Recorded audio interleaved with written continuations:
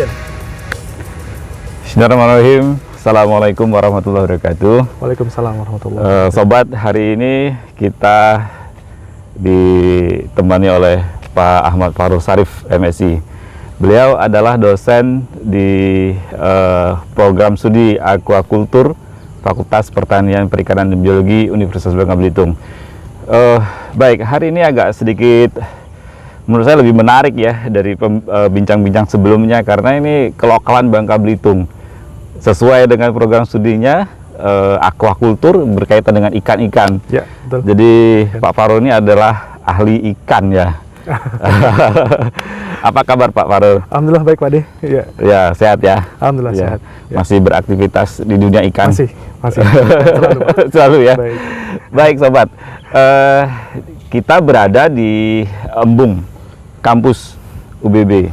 Dan kalau kita lihat di bawahnya itu memang ya namanya juga embung ya, air-air sebenarnya kalau mungkin melalui kamera tidak terlalu terlihat, tapi ini adalah kawasan air gitu ya. Dan kalau kita lihat di belakangnya lagi itu adalah hutan kampus yang berada di depan. Pokoknya indah deh. Apalagi kalau pagi-pagi ya ditemani kicauan burung. Pagi. Betul. Baik. Begini Pak Fahrul, sebenarnya agak sedikit penasaran saya ini berkaitan dengan perikanan di Bangka Belitung. Jadi potensinya kan besar ya, betul sekali, baik dari sisi ikan untuk konsumsi dan ikan untuk perikanan untuk ikan hias gitu ya, hias. Nah, saya agak sedikit pengen melihat nih potensi dari keduanya. Mungkin Pak Fahrul bisa sedikit cerita dari hasil risetnya gitu. Ya, baik, terima kasih Pak De. Sudah diperkenankan ikut dalam bincang-bincang pagi ini. Jadi pada prinsipnya di Kepulauan Bangka Belitung ini memiliki uniktivitasnya yang memang betul-betul sangat unik ya, intinya diversitasnya, kemudian biodiversitasnya termasuk ikan-ikan, baik ikan-ikan lokal gitu ya, kemudian ada ikan-ikan budidaya juga. Nah, mungkin sangat beragam, terutama pada ikan-ikan lokal.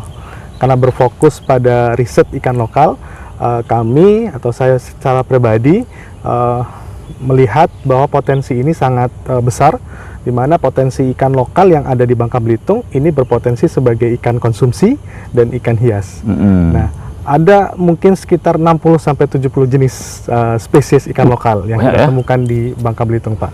Bahkan di kampus ini kita sudah melakukan riset, ada sedikitnya 20 spesies. Banyak ternyata ya? Di dalam ini ya? Di dalam hutan yang tadi Bapak tunjukkan tadi. Iya, subhanallah. Ternyata menyimpan sesuatu yang luar biasa. Betul. Dan gini, sebelum kita bincang jauh ya, logikanya itu gini, sebenarnya kan semua ikan sungai yang ada di Bangka Belitung adalah khas Bangka Belitung.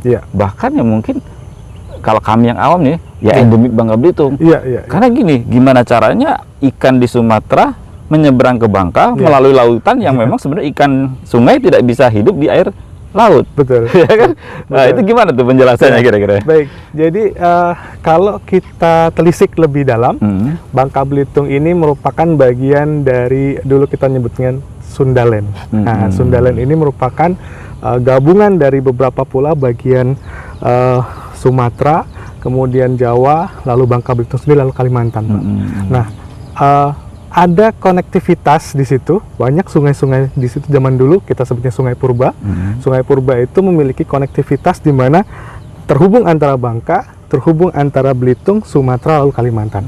Nah, setidaknya ada 8 spesies yang ketinggalan di Bangka Belitung, yang memang endemik dan hanya ditemukan di Bangka dan Belitung.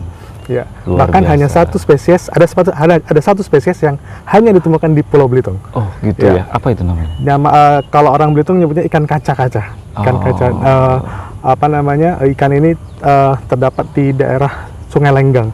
Dari berapa tadi? 8 spesies. Apakah semuanya sudah terancam punah atau? Ya, memang karena endemik tadi Pak, kan. Jadi kalau endemik itu artinya dia mendiami satu lokasi dan tidak ditemukan di lokasi yang lain. Artinya habitatnya unik. Nah, dari 8 tadi setidaknya ada 3 spesies yang memang sudah terancam punah. Iya, begitu. Ada berapa yang terancam tadi? Ada 3 spesies. 3 spesies. Ya, 3 spesies yang terancam punah. Berarti itu agak sedikit dilematis ya? Iya. Kalau dia terancam, artinya secara ekonomisnya pasti tinggi ya? Betul. Dengan endemisitas yang tinggi, uniknya harganya semakin tinggi. Iya, betul. Nah, ini tantangan buat kita ya di aquaculture ya, bagaimana bisa membudidayakannya, memperbanyaknya, karena dia sudah memiliki kekhasan yang sangat unik gitu ya. Betul. Dan kalau di kampus kita gimana? Ada nggak dari 8 itu? Tadi saya sebutkan ada sekitar 20 penelitian kami waktu itu didanai LPPM, penelitian dosen tingkat jurusan diketuai oleh Dr. Robin.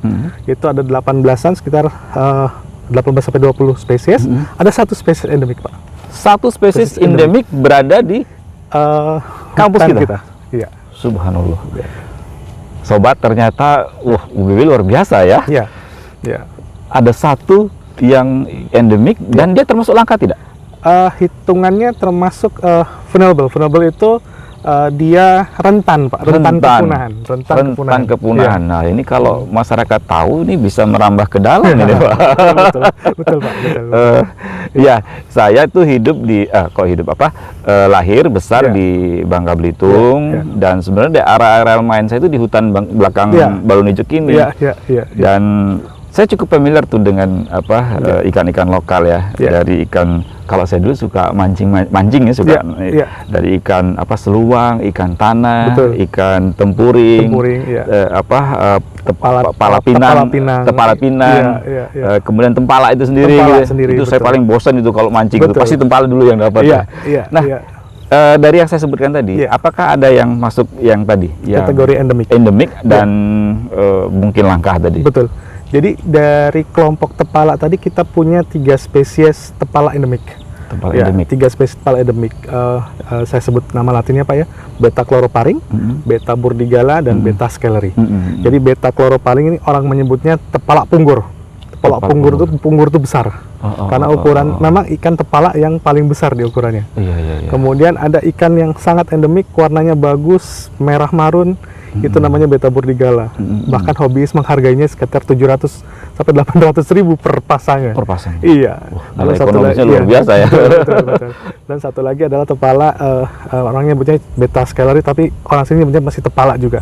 Jadi 2 di antara tadi itu sudah dalam status terancam punah. Iya. Dan 1 tadi masih dalam endanger, belum sampai terancam punah, tapi sudah mendekati juga. Yang tempala ya? Tempala, betul. Jadi 3 spesies tadi yang kita punya, yang mungkin ke depan bisa kita kembangkan, Pak. Untuk itu. Dari pengalaman saya, masa kecil saya, saya melihat ada beberapa ikan ini saya anggap sebenarnya indikator, Pak. Indikator tentang sehat atau tidaknya air gitu. Jadi ikan-ikan yang saya sebutkan ini pun tidak dijumpai di sembarang tempat. Betul sekali. Dia di tempat yang memang dia jernih, air mengalirnya baik, bahkan pokoknya tempat yang, nah ketika sudah mengalami kerusakan dan airnya keruh, sepertinya tidak kita jumpai itu. Betul sekali, Pak. Karena ancaman terbesar dari spesies endemik kita adalah kerusakan habitat. Lingkungan termasuk pencemaran air. Nah, ini menyebabkan spesies kita semakin pencemaran air di kita itu kan masif karena aktivitas tambang timah, betul. Jadi sobat, sepertinya kita perlu bijaksana nih antara penambangan dan menjaga kelestarian sumber daya yang ada di wilayah kita. Nah, gini Pak Farul, berkaitan dengan keahlian teman-teman di aquaculture kan lebih ke arah breeding gitu ya, lebih membudidayakan. Nah, kira-kira dari ikan-ikan yang langka ini bisa nggak ya diadaptasikan, bisa dibudidayakan seperti itu? Betul, Pak. Jadi kami punya ide atau mungkin kaitannya dengan gagasan penelitian berkaitan dengan istilahnya domestikasi. Nah, domestikasi ini adalah menjinakkan dari dia liar, kemudian dia ke wadah budidaya, lalu kita bisa perbanyak di wadah budidaya, lalu nanti kita bisa produksi itu secara massal.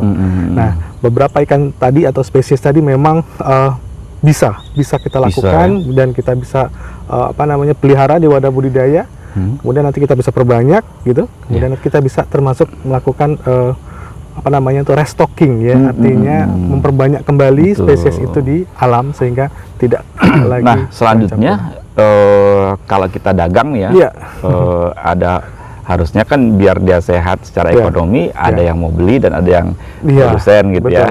Nah, animo apa namanya pehobis ini seperti apa? Kan ada juga walaupun dia langka dia nggak suka. Kalau secara nasional nih, sebenarnya dilirik nggak spesies yang langka yang kita ini? Betul. Bahkan tidak hanya nasional Pak Dekan. Oh begitu. Dia sampai hobiis mancanegara ini hunting ke Bangka Belitung. Ke Bangka Belitung. Ke Bangka Belitung. Jadi akan agak miris ketika orang luar itu kadang lebih tahu daripada kita. Iya. Akhirnya memang pada prinsipnya ikan endemik tadi karena sulit dijumpai di lokasi lain, maka sebetulnya harga tinggi tadi merupakan suatu konsekuensinya. Ya kan tadi. Begini, kalau tempala dijual per kilo, konsumsi berapa ya? Betul. Mungkin nggak ada harganya. Tapi kalau dia digunakan sebagai ikan hias, luar biasa juga. Betul, Pak. Jadi sepertinya memang kita perlu langkah-langkah yang cerdas meningkatkan ekonomi petani ikan kita ya, agar ada yang memang budidaya untuk konsumsi, juga bisa diarahkan yang juga tadi dari sisi ekonomi dapat, konservasi juga bisa dapat gitu betul sekali. Gitu. Betul sekali Pak. Ya luar biasa sebenarnya. Kemudian saya tuh penasaran juga nih, dunia ikan gabus. Ini sama nggak dengan tempala ya sebenarnya? Iya, beda karena gabus memang ikan lokal, tapi bukan endemik memang. Karena sebarannya bisa sampai Kalimantan, bahkan Papua. Dia kan ada toman masuk dalam kelompok cana atau gabus. Iya, betul. Saya dulu pernah mancing itu sangat spesial bagi saya karena pengalaman saya dapat ikan pada waktu kecil itu adalah ikan gabus. Waktu itu teman-teman nyebutnya namanya ikan kiong. Kiung, betul. Kenapa saya tertarik? Karena batik dari badannya itu kuning-kuning dan apakah itu juga memiliki nilai ekonomi untuk ikan hias itu? Betul Pak. Jadi kita mengenalnya ada kihung, ada sulur. Sama-sama dia kelompok cana. Kihung ini namanya cana ikan yang memang kita punya di sini. Kemudian ada yang sulur tadi, cana bangkanensis. Nah, kalau kihung tadi cana lucius Pak namanya, nama spesiesnya. Ini sekarang sedang diburu oleh para hobiis karena akhir ini katanya ada namanya virus cana Pak. Virus cana itu ikan gabus yang tadinya dikonsumsi, yang tadinya tidak ada harganya, sekarang jadi ikan hias yang dipajang di akuarium. Dan dia atraktif sekali ketika dikasih makan dan punya nilai yang cukup tinggi ketika dia sudah muncul dari warnanya. Kadang sirip bisa mekar gitu. Bisa mekar gitu, seperti cupang Pak. Gitu. Jadi seperti itu. Kita punya potensi itu Pak di sini. Luar biasa ya. Tinggal sobat bagaimana kita kawah atau enggak gitu kan. Betul sekali. Mau atau tidak, kita lihat potensinya luar biasa. Dan di seputaran kampus UBB ini, di depan FPPB ini ternyata juga menyimpan misteri yang luar biasa ya, berkaitan dengan spesies yang langka bahkan. Itu di dunia berarti ya? Iya, kalau endemik artinya hanya ada di Bangka. Hanya ada di Bangka. Satu-satunya di dunia. Luar biasa. Baik sobat, pembicara diskusi kita pada pagi hari ini cukup menarik menurut saya karena selama ini mungkin kita hidup di Bangka Belitung kurang begitu memahami tentang seluk-beluk keunggulan dari Bangka Belitung sendiri dari sisi ikannya itu. Ini belum lagi yang laut gitu ya. Betul sekali Pak. Belum laut. Banyak sekali luar biasa. Tinggal yuk kita sama-sama untuk menggali potensi ini bersama-sama. Saya pikir Prodi Aquacultur FPPB UBB siap bermitra ya. Siap bersama masyarakat untuk sama-sama membangun ini. Mudah-mudahan ini bisa berkembang terus dan potensi ekonomi kita tuh bisa kita angkat juga. Selain tambang, perikanan itu sangat menjanjikan. Setuju sekali. Gitu Pak ya. Baik sobat, demikian bincang-bincang pagi kami pada hari ini. Bincang bersama Pak De, mudah-mudahan ini menjadi inspirasi kita bersama, keinginan kita bersama untuk selalu menjaga lingkungan di sekitar kita. Terima kasih. Assalamualaikum warahmatullahi wabarakatuh. Waalaikumsalam warahmatullahi wabarakatuh.